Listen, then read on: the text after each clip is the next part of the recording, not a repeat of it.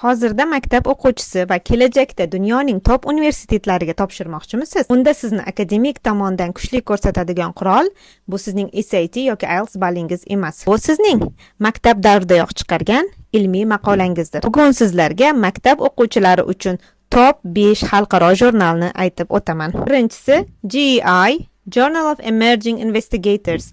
Ushbu jurnalni Harvard bitiruvchilari boshqaradi va aynan biologiya va fizika yo'nalishi uchun eng zo'r variant. Ikkinchisi The Concord Review, o'ta nufuzli jurnal, tarix yo'nalishiga qiziqqanlar uchun, ammo qabul darajasi 5% dan past. Uchinchisi The Curio Review, agar ilk bor maqola yozayotgan bo'lsangiz, bunda hamma sohalar bor. To'rtinchisi GHSS, STEM yo'nalishidagi eng tezkor va bepul variant. Beshinchisi UPenn Science, UPenn talabalari tomonidan chiqariladi, ham tekin, ham nufuzli Ivy League darajasidagi jurnal. Maqola chiqarish oylab vaqt oladi. Shuning uchun harakatni hozirdanoq boshlang. Jurnal havolalarini olish uchun izohlarda maqola so'zini yozib qoldiring hamda sahifamga obuna bo'ling.